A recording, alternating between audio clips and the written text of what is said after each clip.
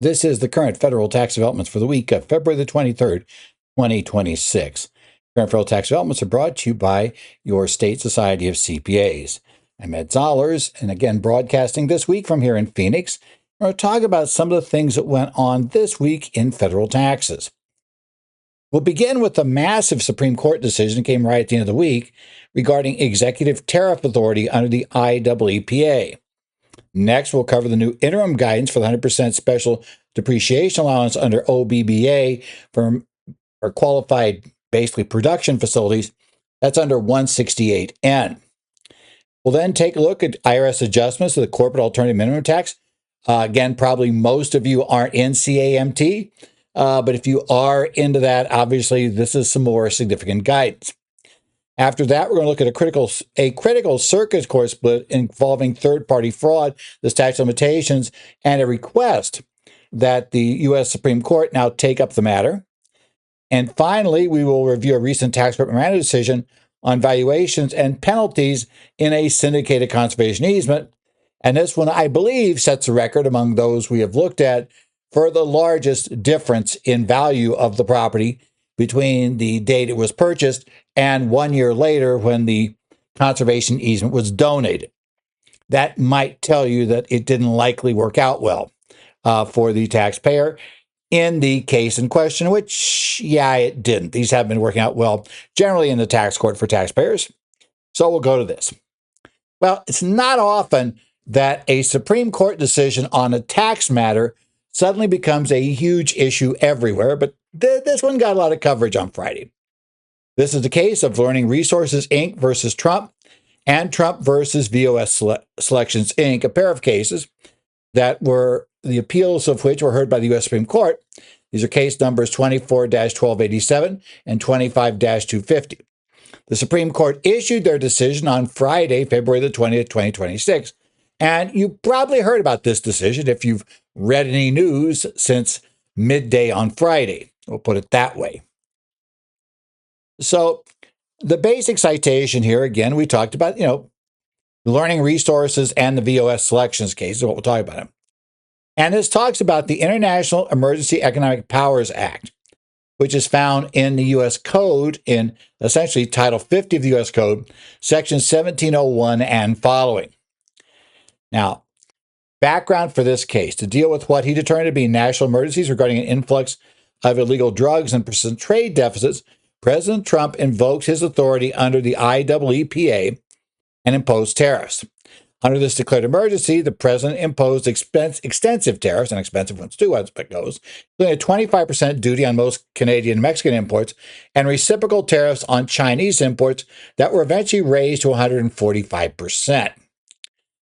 Now, the taxpayers sued in this case, arguing that IEEPA did not grant this authority to the president. The Federal Circuit ultimately agreed with the taxpayers, affirming that IEEPA's statutory grant allows the president to regulate importation, did not authorize these unprecedented and unbounded tariffs. The Supreme Court granted certiorari to resolve this dispute over the matter in question, and so we're now before the U.S. Supreme Court. Chief Justice Roberts actually authored the main report, right? And he grounded the majority's opinion on the fundamental separations of powers, right, when he held for the taxpayers. Article 1, Section 2. You have to remember that Article 1, Section 8, I should say, of the U.S. Supreme Court, U.S. Constitution, I say, grants Congress the exclusive power to lay and collect taxes, duties, imposts, and excises, right? And according to the report, according to basically the opinion, the majority opinion, the framers uniquely vested this taxing power within the legislative branch, explicitly denying the executive branch any inherent peacetime authority to impose tariffs. And the government actually conceded that the president lacks inherent peacetime authority to levy tariffs. Consequently, their entire defense was built on a sweeping statutory interpretation, arguing that Congress delegated this massive taxing power to the executive branch through IEEPA's allowance to regulate importation, that the regulation of importation includes imposing tariffs. Now, the court, and there's a lot of splits on this, but The court, in the main opinion, heavily relied on their major questions doctrine to strike down the tariffs. Now, I need to say, this is one of those pieced together opinions where you have concurrences that agree in result but not in reasoning. And the major questions doctrine is one of the areas where some of those who basically ruled with the same result differ their opinion. So arguably, it's a majority opinion, which it is, but it's also a majority opinion that doesn't really have, 6 justices, because it was 6-3 opinion, that are saying that, in fact, the major questions doctrine applies to this. In fact, if anything, there is a minority that believe that the major questions doctrine ultimately gives us this answer. Certainly, a few don't believe the major questions doctrine to begin with. And then at least one indicated that the major questions doctrine should never be applied to foreign affairs.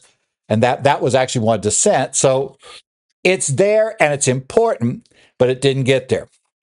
But in the opinion, Chief Justice Roberts stated the court is reluctant to read into ambiguous statutory text extraordinary delegation of Congress's core powers, like the power of the purse. Because importing tariffs carries profound economic and political significance, the executive branch was required to point to clear congressional authorization for the tariffs that were imposed. Now, the government's argument that an exception to this doctrine should exist for emergency statuses or foreign affairs was explicitly rejected by the majority. Turning to the text of IEEPA under Title 50, United States Code, Section 1702A1B, the court pointed out that while the statute grants a lengthy list of powers, such as the power to investigate, block, or nullify, there is absolutely no mention of tariffs or duties in that section. The government attempted to argue that the power to regulate importation encompasses the power to tax. The opinion dismantled this, stating regulate typically means to fix, establish, or adjust by rules, and is not synonymous with taxation. Furthermore, reading regulate to mean tax would render IEEPA partly unconstitutional, because the statute also allows the president to regulate exportation. Interpreting this as a taxing power would directly violate the U.S. Constitution's explicit ban on the federal government taxing exports. So the 6-3 split we get in this, right? We have the concurrence and a dissent. 6 justices agreed that IEEPA does not support the tariff. They don't agree on why, right? The proper interpretive framework. Now we have a concurrence from Justice Gorsuch with Justice Barrett going along with this one. And they vigorously defended the use of the major questions doctrine. They viewed it as not as a novel invention, but a long-standing clear statement rule essential for protecting Article 1's vesting clause from executive overreach. Right? Now, in Kagan-Jackson's concurrence, and these two are on the left end of the court, Gorsuch and Barrett are on the right end of the court, Kagan and Sotomayor and Jackson concurred in the judgment, but wholly rejected the major questions doctrine as unnecessary. Justice Kagan argued, because she penned this concurrence, that the ordinary textualism easily resolves the case. Noting if you combine the statute's verbs and objects, it results in 99 authorized actions, exactly none of which involve raising revenue. Now, there were 2 dissents. Kavanaugh had a principal dissent, and he was joined by Thomas and Alito, and he dissented by relying on historical context.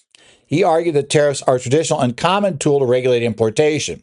He noted President Nixon used identical language to impose the tariffs in 1971, and he pointed to the 1976 Supreme Court case Federal Energy Administration versus Algonquin S&G Inc.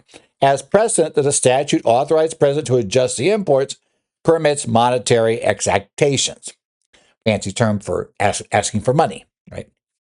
Now, Justice Thomas added a separate dissent, so it's kind of like a concurring dissent, arguing that the non-delegation doctrine only protects core legislative powers affecting life, liberty, or property.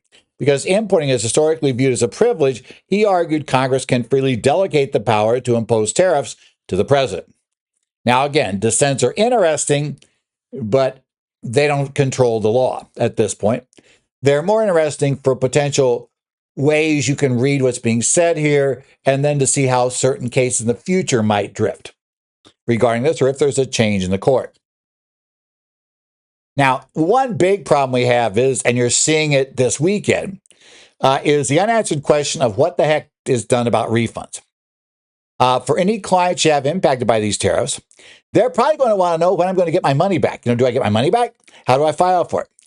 The majority opinion remained conspicuously silent on whether or how the federal government must go about returning these illegally collected tariffs.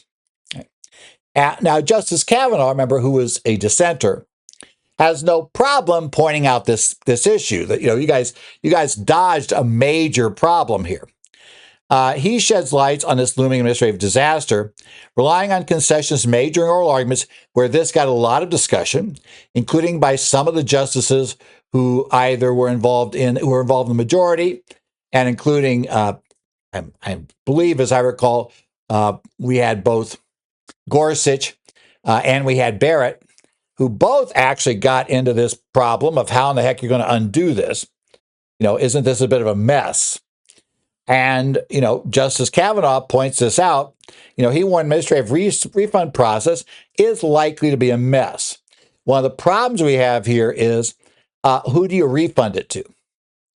The real issue becoming, yes, we know who paid the tariff. The company that imports the item pays the tariff. Whoever imported it, that they write the check. But since many of them have passed some or all of that tariff along to consumers, to later consumers in higher prices, that gets us the whole question of, well, who do you give the money back to? Do you give it back to the importer? Or do you somehow try to figure out who the ultimate consumer was? And by the way, because importers are rarely able to pass along 100% of the increased cost, do we have to do some sort of crazy division? That's going to be an interesting question to get answered. It is possible that Congress could attempt to answer the question with some sort of general purpose rebate. But that suggests that we could get a bill through Congress right now, which seems to be a really more interesting question. Now, as we said, this is the problem we have here. It is a, economically crazy situation because we know that part of the tariff had been passed along to other parties, and that, who do you refund the money to? And I guarantee you, people are not going to wait before filing court cases looking for money and looking for refunds. That's already, those cases are getting ready to be filed right now. And they probably will be filed, a few of them this week. So we'll see what's there. And also, given the unprecedented size of the tariff, the Treasury may be required to pay billions of dollars. I've heard upwards of 133 billion have been collected. So that could have a significant consequence to the Treasury, not surprisingly. When you're advising affected importers, you need to prepare them for a highly complex and delayed refund process. It's going to take a while to figure this thing out. So we get our visual recap for this week, right? We basically have in this case the core constitutional clash in the learning resources case, which is executive overreach with the constitutional verdict, is how the court frames this, right?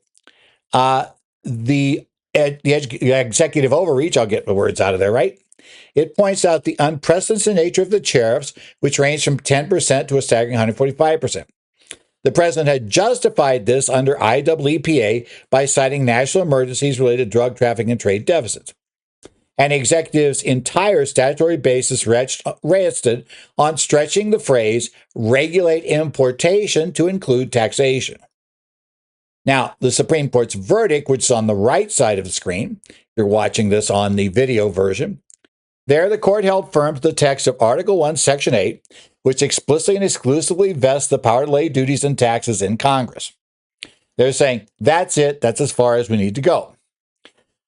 They said the court's statutory finding that the power to regulate importation is entirely distinct from the power to raise revenue. The list of powers granted the president under Title 50 U.S. Code Section 1702A1B is missing any mention of tariffs or duties. Didn't say it.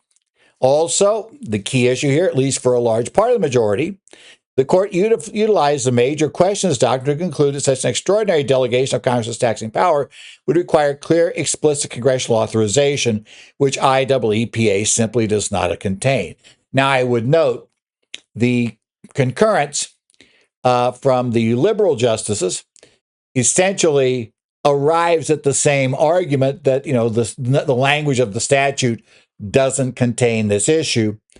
But they didn't suggest that, well, if we didn't have the major, we didn't have essentially the major questions doctrine, that then regulate maybe could have been read to mean tax. They're saying no, under no rational reading does regulation mean tax. That's not the plain text. A meaning of regulate does not include taxation. So the real problem we've got, how's the money coming back, and if it is?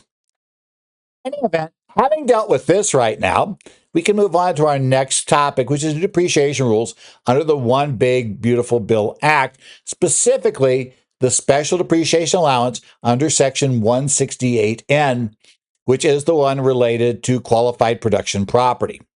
And notice 2026-16, that also was issued on Friday, February 20th, deals with this issue. This provides some crucial, immediately administrative guidance regarding the new temporary special depreciation allowance for qualified production property. Because the enactment of the One Big Beautiful Bill Act fundamentally altered depreciation timelines, we needed some operational rules prior to issuance of proposed regulations and final regs. And this is meant to bridge that gap for this whole issue under 168N and how it moves forward.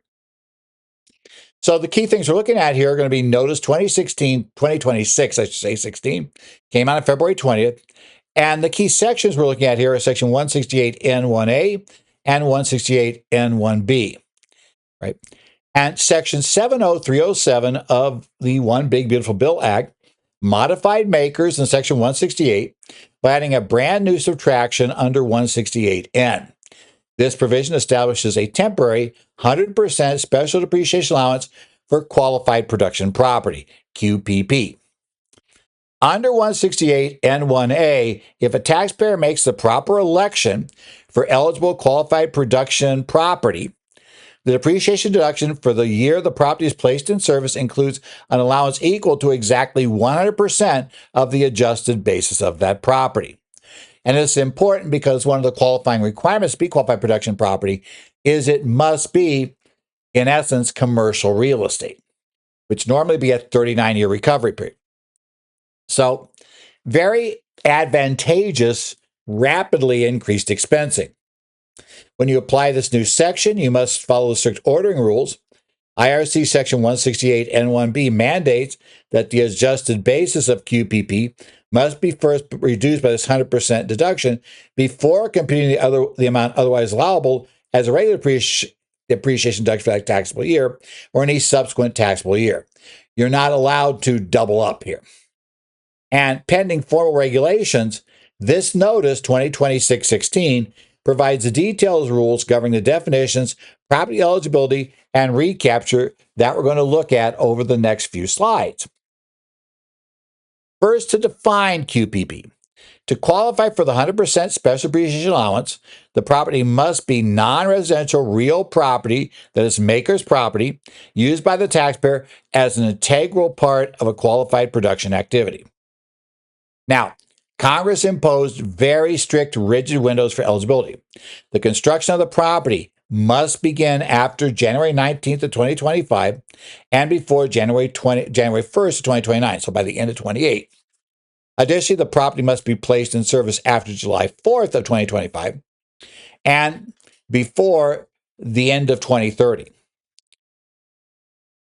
168N2C explicitly excludes any portion of building used for offices, administrative services, lodging, parking, sales, research, or software development from being qualified production property. Therefore, normally we must allocate the unadjusted depreciable basis between eligible and ineligible property using a reasonable method, such as based on square footage or a cost segregation analysis. There is, however, a de minimis rule that's added by this notice. To reduce compliance burden, the IRS provided a taxpayer-friendly safe harbor. If 95% or more of the physical space or property satisfies the integral part requirement at the time it's placed in service, the taxpayer may elect to treat the entire property as QPP. So as long as we have, 5% or less, we have 5% or less of the property that is non-QPP under these automatic, having to reclassify things out, including the ones by statute and the ones that simply just aren't used in the proper type of process. If we can get that below 5%, we can just treat the entire property as qualified production property. Now, here's the other catch here. We're looking now at Section 168 N2BI and across reference Section 179 D2 and 3. There's an original use hurdle. Generally, to be qualified production property, must be property whose original use commences with the taxpayer. However, clients that produce, basically, are purchasing an existing building can utilize a specific used property safe harbor. Acquiring used property can qualify as basically acquisition of QPP if you meet 3 rigorous tests with this property. That property was not used in qualified production activity by anyone between January 1st of 2021 and May 12, 2025. Okay, the January 1st goes back a few years, so you've got to look at that. It's not just based on the day that we'd start worrying about this. So we got to look back. And remember, we're using a term here that wasn't defined back in 21. We have to go back, though, and find out what that building was used for, essentially from January 1st, 2021, all the way through May 12th of 25, or through the date that we finally took it over, and figure out if it was used for anything that would have been qualified production property during that time for qualified production use, qualified production activity, I should say. Second, it was not used by the taxpayer in question prior to the acquisition of the property. And third, it meets related party and cost basis requirements under 179 D2 and 3. Now, separately, if a taxpayer buys and capitalizes major renovations, those improvements are strictly treated as a separate unit of property. Therefore, the original use requirement will be inherently met for those newly constructed improvements if the underlying building fails used property rule. So the used property rule can get the entire, commercial building portion of what you acquired into the mix. But even if that doesn't work, you still can claim the improvements as separate property. And those improvements, if they qualify as QPP, then you'll be able to take the 100% write-off. And to satisfy the requirement that improvement like a new wing or electrical upgrade is an integral part of a QPA, you should look at the integrated facilities rules. If multiple properties operate together and are physically co-located, they may be treated as a single unit. Notice 2026-16, using example of a $2 million electrical upgrade. Its qualification as QPP is determined by whether the factory it services operates as an integral part of a QPA, qualified production activity. Next up, obviously, what's a qualified production activity? So this is section 5.029 of Notice 2026-16, and this is interpreting section 168N, 2D, N7, and IRC section 954D. Core definition for qualified production activity is that the property only qualifies as such if it is used in a qualified production activity to qualify under, to be allowed for 168 and write-offs. The statute defines this as manufacturing, production, or refining of a qualified product that results in a substantial transformation of the property. Obviously, the question is, what's a substantial transformation? The IRS defines in this notice substantial transformation as processing constituent elements or raw materials into a final, complete, distinct item that is fundamentally different from the original inputs. So, illustrations. Notice 2026-16 gives clear affirmative examples. Converting wood pulp to paper qualifies. Steel rods to screws would qualify, or freshly caught tuna to canned tuna. Canned tuna, right? Get that right.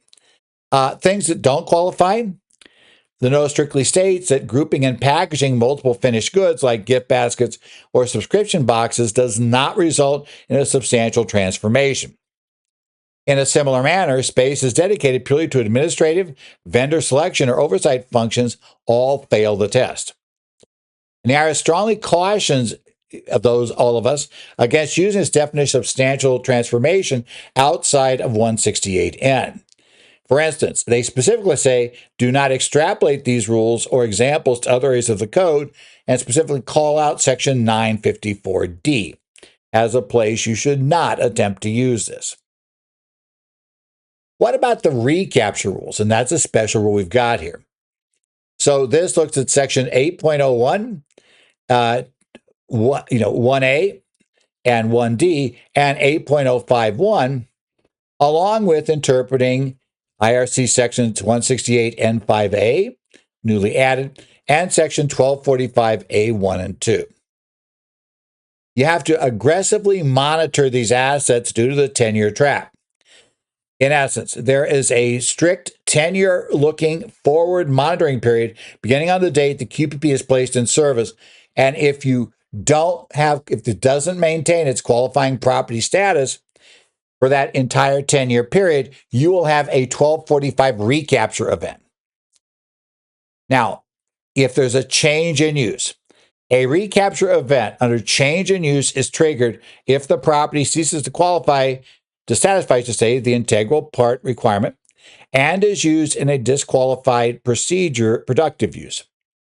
Note that switching from one eligible qualified production activity to another eligible qualified production activity does not trigger recapture. Now, the mechanics, if it is determined that there has been a change in use that triggers this, then 1245 treats the property as being disposed of, forcing the taxpayer to recognize ordinary income equal to the excess of the property's recomputed basis over its adjusted basis.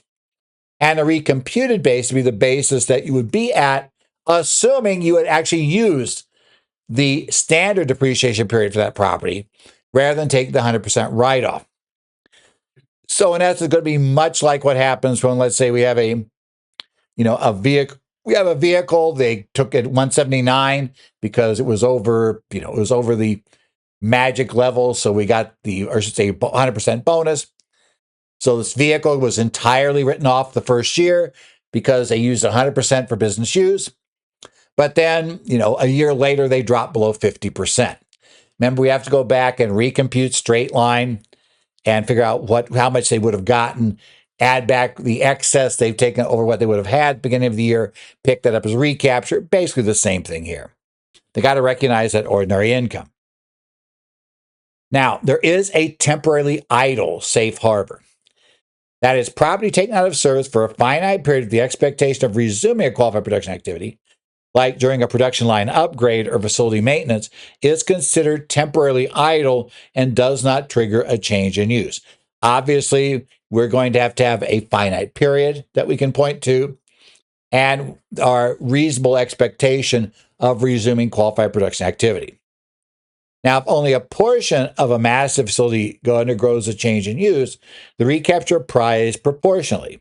So you got to determine a recomputed basis of disqualified portion using a reasonable method such as square footage.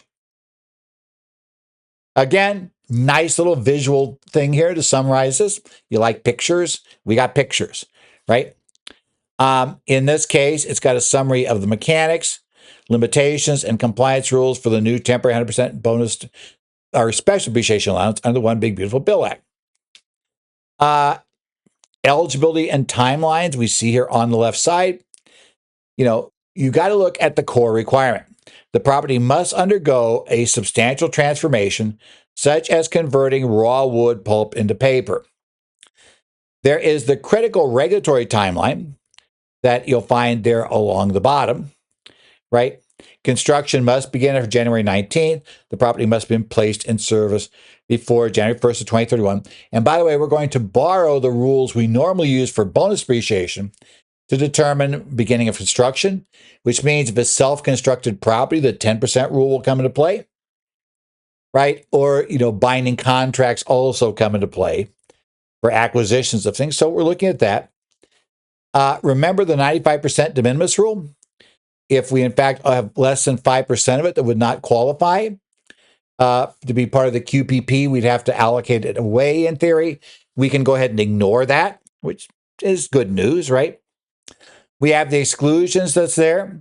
There are some ineligible property uses that are defined by the statute that we basically told it there. You can't use for offices, parking, sales, research, or software development. And you must carve those out in that realm, right? We have that. We have the 10-year recapture clause. Remember that we have that. There is a huge risk if it doesn't stay. There's no excuse here. In fact, the company just, let's say, hey, it turns out that making whatever we were making is just not going to work. So, we basically decide to convert the factory into, I don't know, a showroom or something, do something different, but we don't need that manufacturing capacity anymore. You're going to trigger the recapture.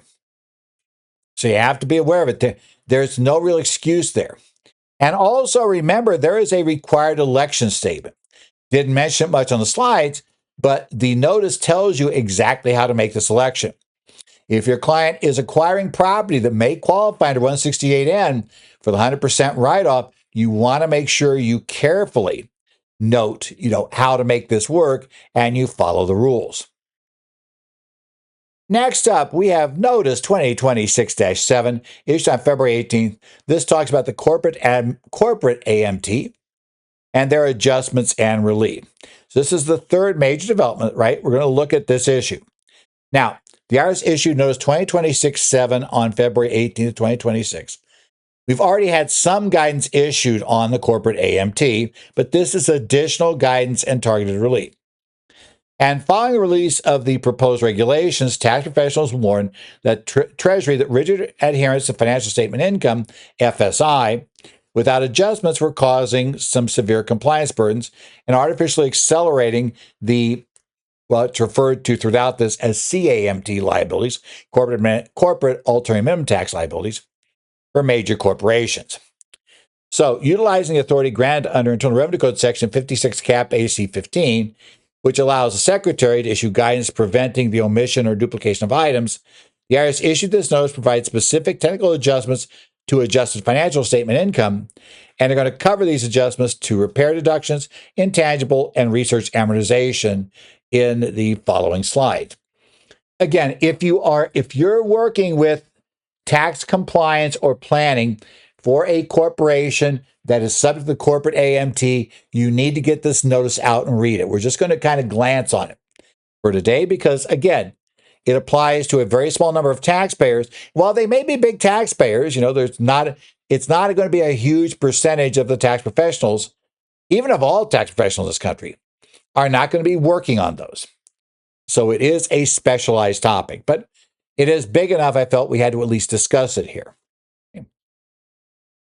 Now, so we're going to look at the issuance of Notice 2026-7 on February the 18th.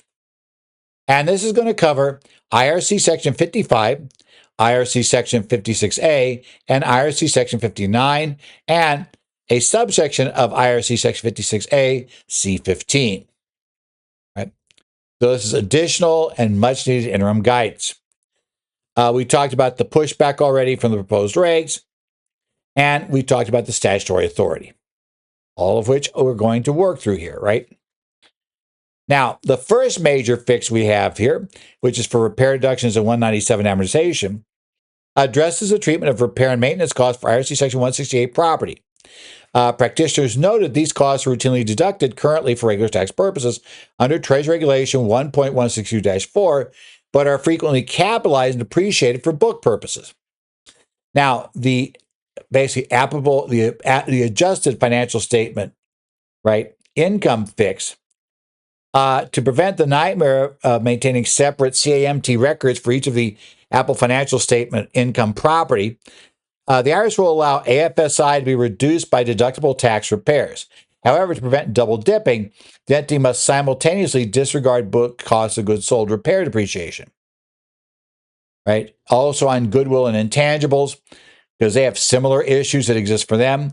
Under 197, we generally take a rateable 15-year amortization deduction for tax, while book rules only allow recovery upon impairment or disposition of goodwill. This mismatch was creating what many argue is inappropriate corporate alternative tax liabilities in the years in which the amortization was claimed. Notice 2026-7 provides that AFSI may be reduced by deductible intangible tax amortization.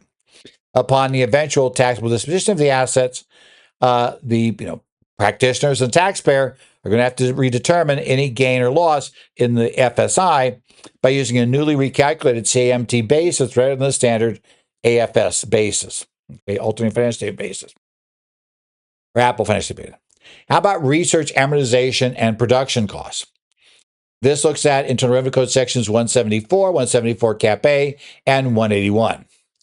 As you should be aware, the One Big Beautiful Bill Act created Section 174 Cap A, which reintroduced immediately expensing for domestic research and experimental expenditures, R&E expenditures. This inadvertently created a transition period where the regular taxable income takes into account a dual layer recovery. Current expensing under 174 Cap A and continuing amortization under prior year expenditures under Section 174. And yeah, if you're a small taxpayer, there's an option to just go back and amend as if nothing changed on domestic. But if you're not one of those, even if you're using these basically the interim rules for 1 year or 2 year write-off, we still got we're still going to still have a chunk we're expensing in at least the first year. It was capitalized in the prior years, and then we're going to go to expensing. So it's kind of a mess. Because AFSI remained unchanged during the transition, this mismatch occurs. And notice resolves this by allowing the AFSI to be reduced by the Tax Cuts and Jobs Act Domestic 174 amortization, ensuring books and tax recoveries are properly aligned. This entity must also disregard book research or other software development amortization. A parallel issue exists under Section 181 Qualified Production Costs. That allows immediately expensing of qualified film, TV, and live theatrical productions. Book accounting, however, generally is going to capitalize these costs as a single asset. The IRS provides a simplified tracking. A bifurcated AFS asset, was basically overly complex. But notice 2026-7 simplifies this by allowing AFSI to be reduced by the deductible 181 costs, as long as the entity disregards related book cost of goods sold, depreciation, and expenses in later years.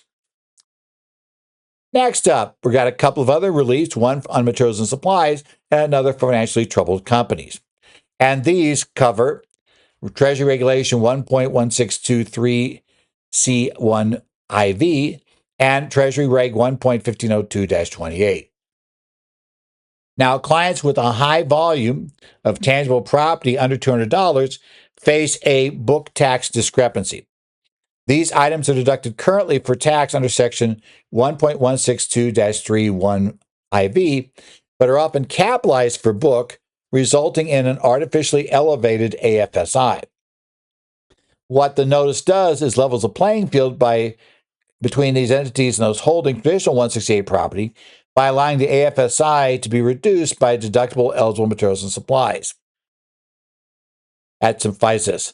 On bankruptcies and troubled companies. Transitioning to those entities now, the notice clarifies that the application of attribute reduction rules.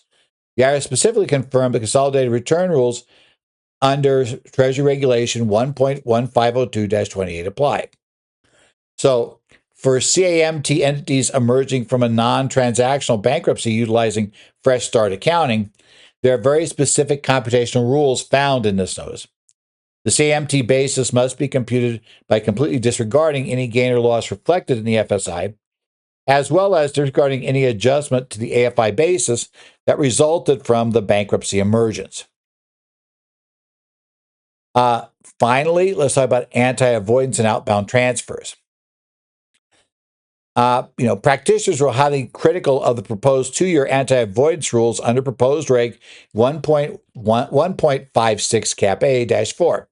The prior rule acted as a rather blunt instrument, forcing full AFSI inclusion if even a single dollar of foreign stock basis was taken into account within 2 years. Now, the 2026-7 provides relatively welcome relief by modifying the strict per se rules into a rebuttable presumption. Now, such a transaction is merely presumed to have a principal purpose of avoiding CAMT liability, but you can rebut that presumption. taxpayers and an advisor have a defense avenue now. You can successfully rebut this if a taxpayer can present facts and circumstances clearly establishing that the transaction had a valid principal purpose other than avoiding the corporate minimum tax. Okay? That's going to be the key issue.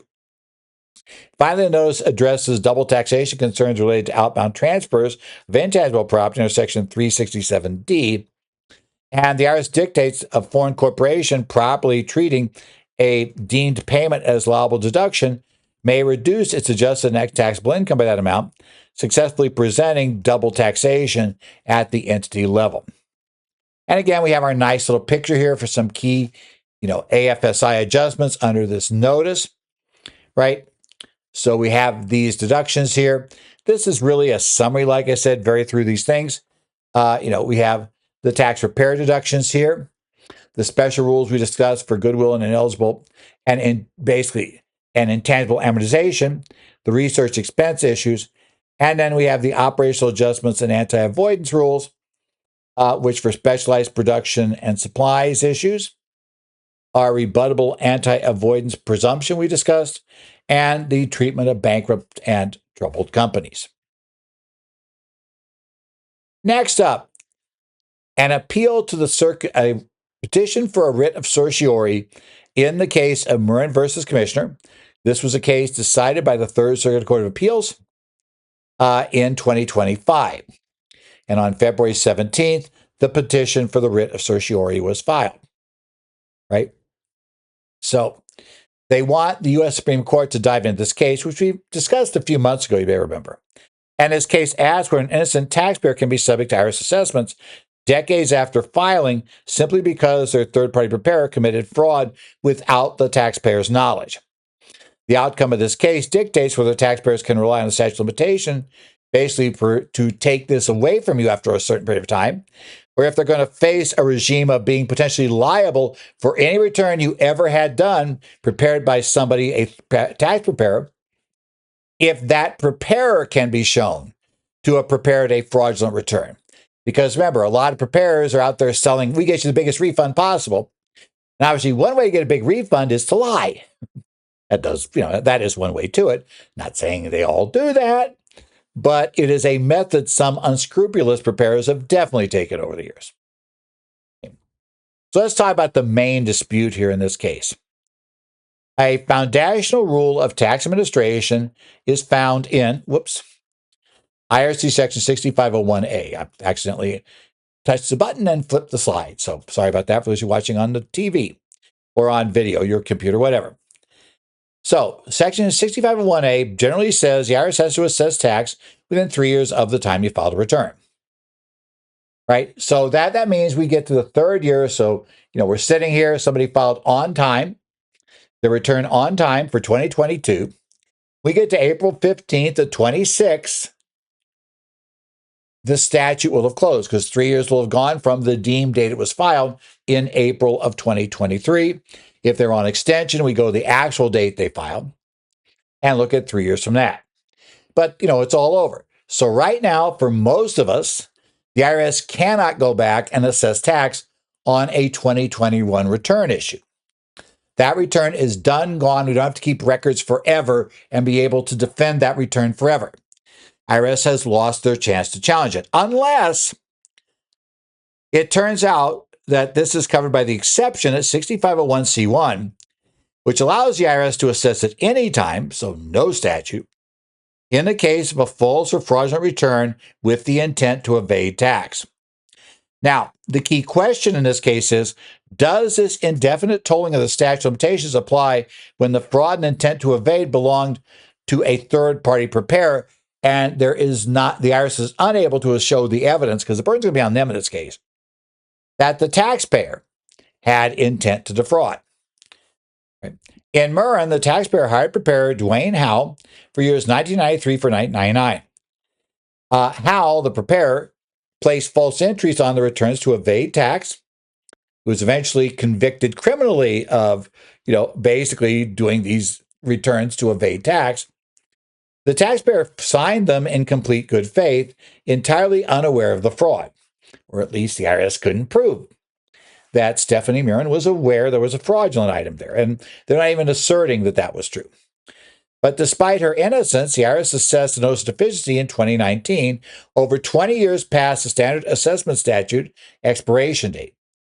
Right? They had 3 years to assess, and they're talking about assessing for returns in the 90s from 93 to 99.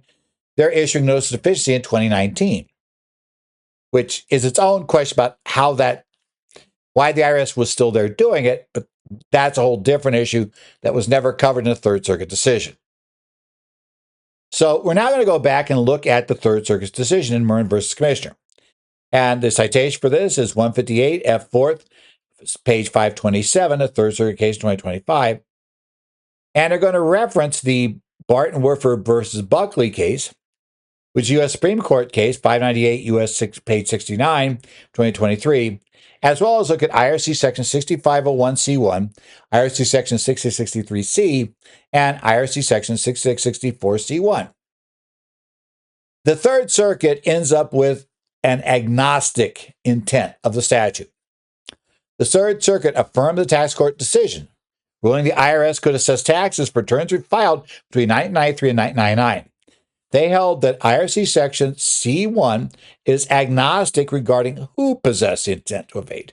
If the return was prepared is fraudulent on its face, and there was intent to evade by anybody, not just the taxpayer, right? Because let's face it, the preparer had intent to have the taxpayer evade taxes, because that increased the refund, which probably arguably increased the number of returns they got and the money they'd make. That would be the issue. Now, the panel relied heavily on a textualist analysis of the passive voice used in the statute. Citing Supreme Court's bankruptcy decision in Barton Werfer versus Buckley, the Third Circuit reasoned that the phrase false or fraudulent return focused is on the event, the filing, rather than the actor, the taxpayer. The court further justified its stance by pointing out that unlike the civil fraud penalty statute of 6663C, right, or the reasonable cause exception of 6664C1, subsection 6501C1 deliberately omits the word taxpayer. They're saying, see, that's the proper way textually to read this. Now, one thing I'm discovering, every decision now claims it's being textualist. And the theory of textualism was that, well, this is going to make it easy. You follow the plain meaning. However, we're quickly discovering that judges disagree on plain meaning. We'll see how this one goes, right? Now, the Third Circuit explicitly stated it was parting ways with the Federal Circuit, creating a direct circuit split with the 2015 decision BASR partnership versus the United States. Now, to be fair, Third Circuit, what they really said was that because that intervening Supreme Court case, that effectively BASR holding had been overturned. The Federal Circuit has never said that, and the Supreme Court's never ruled on it. But that's the Third Circuit's view. Now, in BASR, dealing with a fraudulent tax shelter promoted by an attorney to innocent partners, the Federal Circuit held that 6501C1 suspends the statute of limitation only when the taxpayer themselves act with a fraudulent intent to evade tax. The Federal Circuit emphasized the exception must be read, in essence, along with other fraud provisions found in the code, such as sections 7454A and 6663, which specifically evaluate and penalize taxpayer conduct. And there's also historical context. The BASR court in the Federal Circuit, the panel, traced the statutory language back to the Revenue Act of 1918, knowing that historically the fraud penalty and limitation exceptions were housed in the same section, intrinsically linking the suspension of repose to the taxpayer's specific intent. Suspension of repose is a fancy way of saying the statute of limitation, right? You had to have intent for this to happen. Now, the arguments for the Supreme Court to review this. A key one is the argument against the geography of justice. The petition argues that the current split creates intolerable disparity. And this is because how you get the Federal Circuit is you have to go to the U.S. Federal Court of Claims, right? To get there, you must prepay your deficiency and sue for a refund in the Court of Federal Claims, right? And then you're protected by the BASR standard. Now, the problem is, of course, most taxpayers don't want to pay the tax to start. Many can't pay the tax to start, right? And also, even if you can, it is generally more expensive to have to go to, to try a case in either U.S. District Court or the Court of Federal Claims, right? It's going to be a more expensive process, if nothing else, because in the case of Court of Federal Claims and in the case of Federal Circuit, you got to argue the case back in D.C. There's going to take some issues here, right? Poorer taxpayers are going to really have to use the tax court, and they're going to get the Murin standard if they live in the Third Circuit, essentially tying the meaning of federal statute to a taxpayer's net worth, right? Murin, and obviously we'll see if the tax court seems to believe that, in essence, BASR has been overridden, whether or not, or it never was correct anyway, because there's no real way for a tax court case to get to Federal Circuit, as I recall, jurisdiction issues here. You go to tax court, you're going to lose, right? They're going to allow the IRS to go forward. The only way to get around the IRS going forward right now and know for sure it's going to happen is to pay the tax and go to the Federal Circuit. Finally, a petition attacks the Third Circuit's textualist logic. It argues that because the tax being evaded is a taxpayer's tax, the return is a taxpayer's return, and therefore the intent to evade tax must naturally belong to the taxpayer.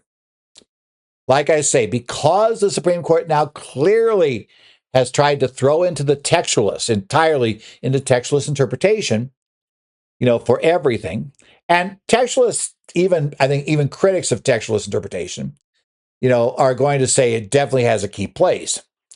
The problem is it's not a golden bullet. And I think that's probably, to me, has been the case too, looking at what's happened just recently.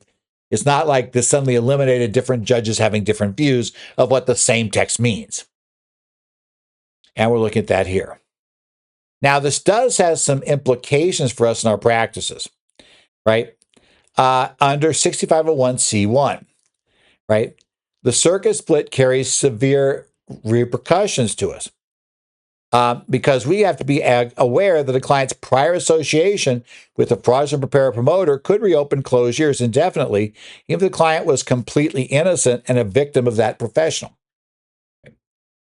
The standard advice to retain records for 3 to 7 years is going to be highly insufficient if the IRS alleges third-party fraud and goes back 30 years. They did that to Murin. People are going to tell me they never go back that far. Stephanie Murin chooses to object to your statement. Stephanie says, oh, yeah, they did. They have the right to do it. That's what I always tell people. It's very important to know in tax, what does the IRS in tax practice? What does the IRS normally do? They normally don't go back 30 years. But separate from that, what do they legally have the right to do? Because you're going to find out in most tax matters, the fact they haven't done something before is not going to be considered a valid reason why the taxpayer shouldn't have to pay tax, if the law itself clearly says, the IRS is right. So what they can do is go after every open year. We have to understand that. So in assuming a new client, you probably should inquire about the history of preparers they've used in prior years. And if they utilize, have you ever utilized a preparer that you later discovered was, prosecuted by the IRS? Of something of that sort. And you find out that this person was, thrown in jail, etc., found to be fraudulent. There's a risk here. Now, the problem is, I don't know how to deal with that risk easily. Aside from having the client, get legal counsel, right? And try to get legal counsel to see if the IRS be willing to negotiate a formal and complete settlement. But that's going to cost a lot of money. And like most CPAs and EAs would say, the IRS doesn't go back 30 years normally. So it's not a good answer, but it is a problem and a flag that clients have to understand. As it stands right now, the service could go back that far. And we know they did once. That's a key issue. So essentially, if the Supreme Court leaves the split unresolved, they don't take it, then effectively, the IRS is going to have the right to assess tax, and certainly that's the tax court, to follow the Murin case. And since the tax court was started out with Murin and ruled in the IRS's favor, we expect they're going to follow Murin. You really have that problem if the service going back 30 years and alleging that the preparer committed fraud. Because you've got to defend the preparer. Not, in order to defend your client, and in order for the client's counsel, essentially, because this would probably end up, it's one of these things where with the numbers, because what really hurt Stephanie is not the tax, it was interest and penalties running for 30 years. That got really expensive very fast. Remember, interest compounds daily. That's really important to understand, right? So, make clients aware of this problem. Make clients aware this is a huge risk of hiring somebody who may be pushing the envelope too far. It's not enough, and it's going to hurt a client, to be totally blunt, if the reason you went to this guy because he promised the biggest refund. Well, obviously and hoping you don't get caught could produce the biggest refund.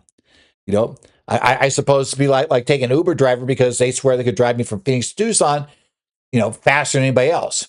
Well, yeah, if they floor the thing, they can they can do it by violating every law.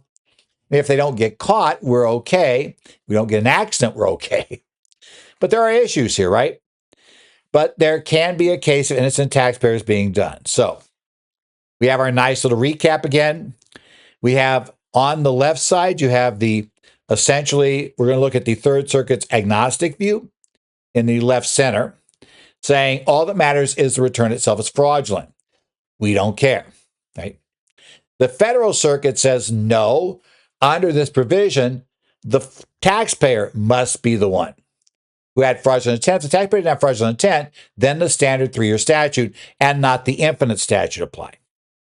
And of course, the taxpayers are complaining that, in this case, Murin, that because she couldn't afford to pay the tax and sue in the Federal Circuit, where she would have gotten a refund, the argument is, if they don't, unless they reverse BSR, but it's highly likely she would have gotten a refund. That's an unfair. That is a nature of the current federal court system and the nature of the fact that the tax court's a national court. We have these quirky problems. But yeah, remember, unless the Supreme Court has ruled on something, generally, you're bound by your circuit, and circuits can disagree on key issues of law. In this case, the Federal Circuit and the Third Circuit certainly appear to disagree on this one. And that's where we have a problem of where do you go. Now, the good news about the Federal Circuit is everybody can get there. The bad news is you got to prepay the tax. But let's say if the Ninth Circuit says no, they'll go with the Federal Circuit and say, no, it's got to be the taxpayers. The taxpayer has to be the one with fraudulent intent. Well, then, now somebody living in Phoenix is protected, but somebody living in, let's say, Princeton, New Jersey is not under this rule. Next up, we're going to take a look at our fifth and final development of this week. And it's the tax court issued a highly instructive memorandum decision in North Donald LA Property LLC versus Commissioner. If you represent partnerships, this was a syndicated conservation easement case. Sounds familiar, right? Had a lot of these. And this is essential rigorous guidance. The court provides an evaluation of qualified appraisals, taking a look at highest and best use claims, and applying IRC Section 709 to syndication costs. This is somewhat new. We hadn't seen syndication costs before. And also navigated civil fraud and gross valuation misstatement penalties. So let's talk about this. And this is going to sound familiar to the earlier transaction we've seen. The transaction here involves the Donald Farm, which was a 3,324-acre property in Louisiana, historically used for farming rice, soybeans, and crawfish. The soil contained heavy clay, which was great for retaining water for crawfish, but there was no commercial market for the clay in the area to sell it. Now, a promoter known as 60 West purchased the property in March 2016's arm's length transaction for just under $9,900,000, which equated to just under $3,000 per acre. Now, 60 West carved out a 260.48 acre parcel to syndicate to the petitioner, which is the North Donald, Louisiana Property LLC. Despite this property being zoned agricultural, the partnership's appraisal posited that the highest and best use of the land was a commercial clay mine. Well, it's not Georgia, so we can't do granite, so we're going to do clay this time. If this sounds awfully familiar, it is. This we're on repeat. And the bad news is that the taxpayers keep, in essence, these partnerships that have been sold as tax shelters keep, going to the tax court. The results aren't changing. Somebody's got to get a win in the Court of Appeals if this is going to change. Because the tax court, gang, let's get it through our heads right now. You're going to lose it, right? If you've got these facts. What are the facts? They utilize a discounted cash flow method for this land now based on this theoretical commercial clay mine. Remember, tax court does not like this. The tax court has told us in published decisions that highest and best use is not appropriate for raw land that has never been used for such a use and for which there is no demonstrable likelihood that it would be used for that at any time in the foreseeable future. Right? But they use that to claim, remember, it's $3,000 an acre? We're now going to get a value of $439,492 per acre for this, the before issue. So on 2017 Form 1065, the partnership claimed an $11,391,000 charitable contribution deduction for the contribution of an easement. Remember, they paid less than $10 million for this property. And they're claiming $115,309,000 for giving away only the easement, right? So the position was the land had appreciated by more than 14,000% in just 21 months on its stated basis of $802,232. And like I said, that $10 million was for all of this big property. This is just a small part of it. Yeah, gang, that's a tough to believe story. First thing, ignoring everything else, that sounds way too good to be true unless you have, to be totally blunt, I need a sale of property nearby to that did have somebody buy it, for, in this case, $800,000 and then sell it for over nearly $120 million, right? Because it's only partial. If you can't show me a real one that happened, this thing is just not going to fly. And I'm telling clients, it's not going to fly. The only chance is nobody audits it. And these days, if the number of these cases we're seeing, guess what? These things are getting audited. This one's happening. So, a couple of issues here.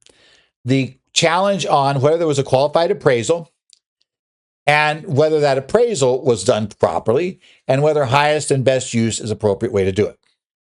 Now, the IRS argued the appraisal failed to follow the standards here of the USPAP standards, the ones normally used in appraisals, right? Now, the court reiterated the technical failure to follow the standards does not make an appraisal per se non-qualified. It merely affects its persuasiveness. Because the tax matters partner lacked knowledge of the promoter's deceptive letters of intent, right? The promoter had made up letters of intent that suggested that there really was a claim mine that could be done in there. The appraisal technically qualified, preventing complete disallowance on strict substantiation grounds. But it was given zero weight because the court did not like highest and best use method that was used here.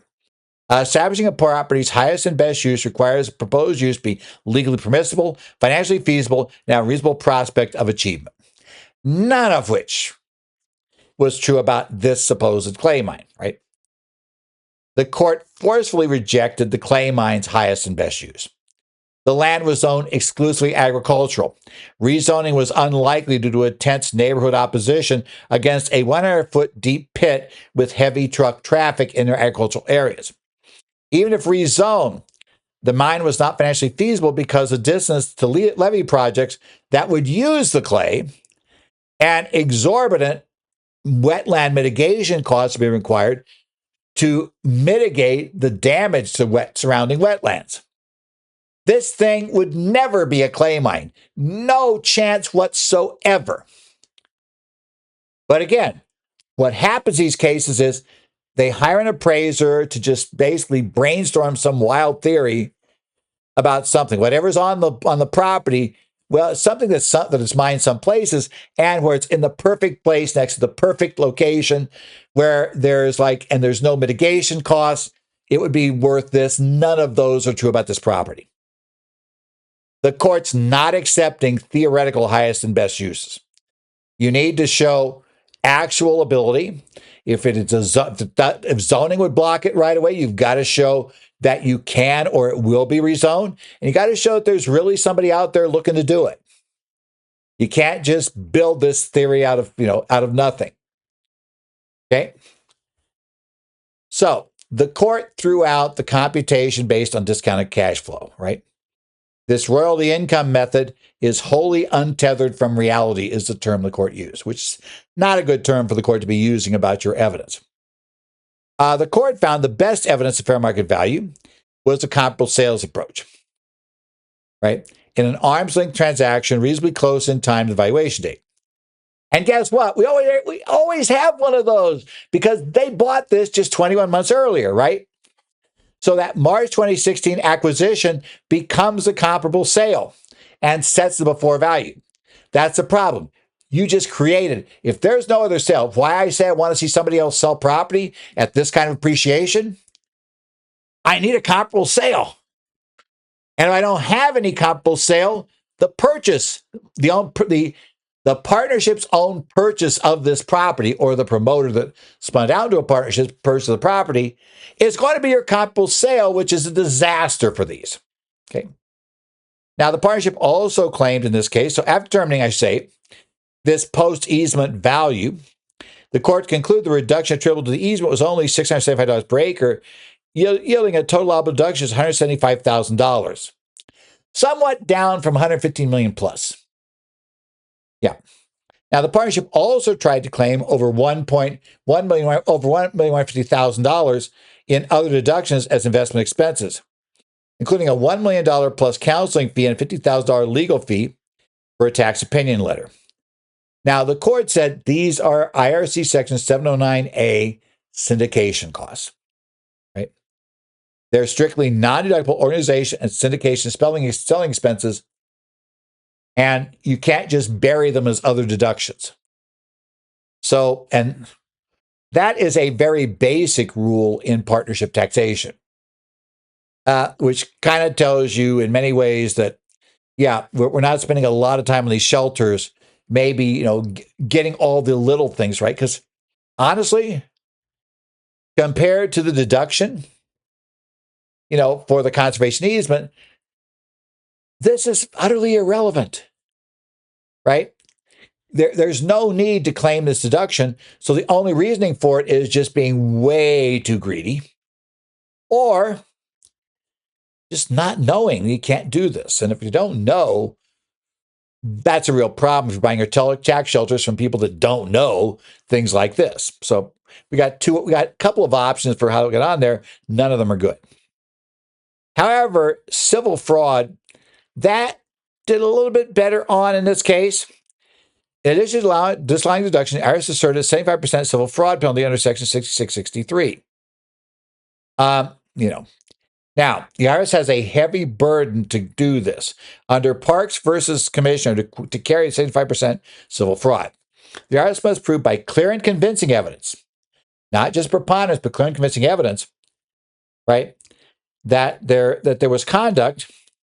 The taxpayer intended to evade taxes by conduct specifically intended to conceal, mislead, or otherwise prevent the collection of taxes. The taxpayer's ultimate saving grace from the fraud penalty was their rigorous disclosure. I have told people disclosure is your friend. In this case, it's a bad result for other reasons. We'll get to the gross valuation penalty here and the gross valuation misstatement problem. But they at least got rid of the 75% addition to the tax, which is more than the 40%. So at least we got rid of this. They attached a Form 8283 and a Form 8886 for reportable transactions that explicitly showed the massive disparity. A cost base of $800,000 and a claim value of $115,391. The court placed great weight on those disclosures, ruling that such a massive disclosed gap between base and value would raise immediate red flag that essentially invites an audit. The court said, when taxpayers return and it says in effect, please audit me, the commissioner has an uphill battle to prove intent to conceal. Now, I got news here. In many cases, the IRS doesn't read the please audit me section. Right? They ignore 8275s and things like that all the time. They just don't jump at those. But if it's there, the IRS has a tough time defending why they didn't read it. I know I called out, a couple of weeks back, I believe it was, called out a situation, where, preparers sometimes get in trouble because they didn't read the instructions, and instructions can create a return that's considered not filed if you don't follow them. Well, IRS not reading the return is the equivalent of the preparer not reading the instructions. You were told this, you didn't pay attention to it. It wasn't hidden from you. It was the court was clear. This was obvious. These forms are the forms you're supposed to put on. These forms are supposed to be disclosing this stuff. This is right where the IRS wanted it to be. In fact, they chose not to read it. Tough luck. That prevented the 75% fraud penalty. We didn't go any further than that. Okay? But couldn't get out of, which has been true in every one of these, the 40% gross valuation misstatement penalty. Right? Under 6662H, a misstatement is defined as gross if the claim value exceeds 200% of the correct amount. Yeah, this was way over double, right? 115 million, which a value that was only under 200,000. Well in excess of 200%. Bingo. Remember, as we tell you every time here, there is no reasonable cause defense. There is for the standard substantial evaluation misstatement, 150%, you can show reasonable cause. But once you get to 200%, it's just simply mechanical. The claim value on the return is more than twice what the court determined the value should be. You're just going, 40% penalty is automatic. There is not an out. You can't claim you relied on a tax professional. You can't claim you relied on the appraiser. It doesn't matter. Your excuse simply doesn't matter here. There's no reasonable cause. You're there. And finally, the court imposed a 20% negative penalty under 6662B, one on the portion of underpayment related to the disallowed $1.15 million in other deductions, the syndication and organization costs, right?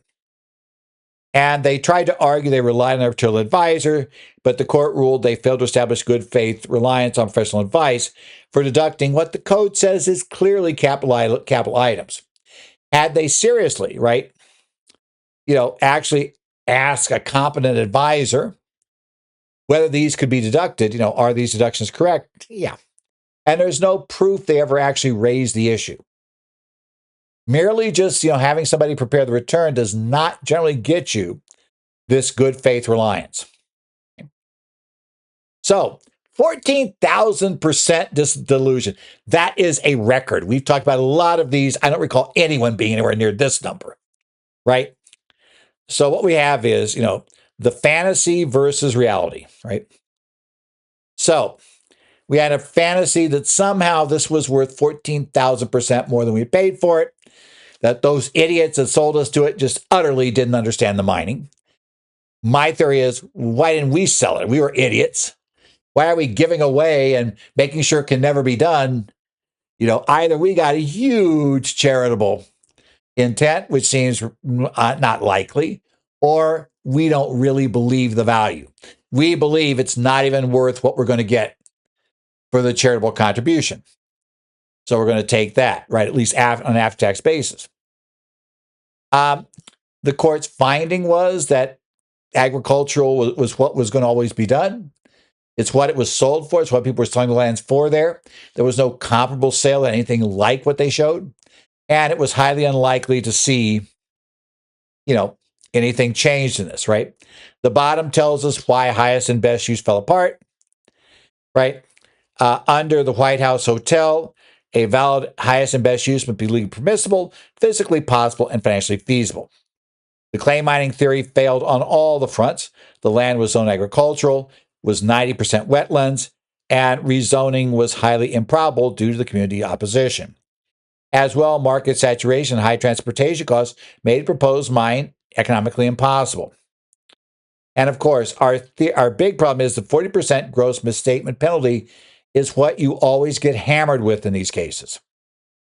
Be aware of that, right? Again, if the claimed value is more than twice, they need to get to that level for the tax benefits to pay for the investment, right? Because they have their investment plus the fees they're taking. For your tax rate, even at the top rate, they're going to need to probably have at least a 200% increase, if not far more. In this case, way more. Yep, another problematic conservation easement case. This brings us to the conclusion of this week's current federal tax developments for February 23rd. To recap, today we looked at the Supreme Court's major invalidation of executive tariffs under the IEEPA, the IRS's interim guidance for the 168N 100% deduction on what's basically commercial real property if it's used for a qualified production activity. Right? We need that. We're going to look at the CAMT adjustments also the IRS issued this week, if that involves you. The hoped for Supreme Court showdown over third-party preparer fraud. Stephanie Miron hopes they take up her petition. And just yet another crazy, insane, and it's not going to work, syndicated conservation easement case. At least not going to work at tax court. Gang, you got to get these to the Court of Appeals and win. I don't hold out a lot of hope you're going to win at the Court of Appeals, but I really hold no hope you're winning at tax court unless you've got some substantially different facts. And no, just having it appreciate 10 times more than anybody else is not the direction I'm looking for significantly different facts, to be honest. So, if you have any questions, you've got my email address, edzollers@currentfederaltaxdevelopments.com, which is on the slides. You can download the slides and the text of the updates from our website, currentfederaltaxdevelopments.com, on the audio and video updates page that you can see there. I also I'm a member of a number of state societies, look at their Connect boards. That includes, I follow the Connect postings on Arizona's board, New Jersey's, Illinois, Minnesota, and Washington, and Idaho. So keep that. If you have any questions that you post there, and I think I can help answer, I'll try to jump in. But otherwise, thank you for tuning in this week. And it's been yet another fun week of current federal tax developments. And hopefully we will see you again next week.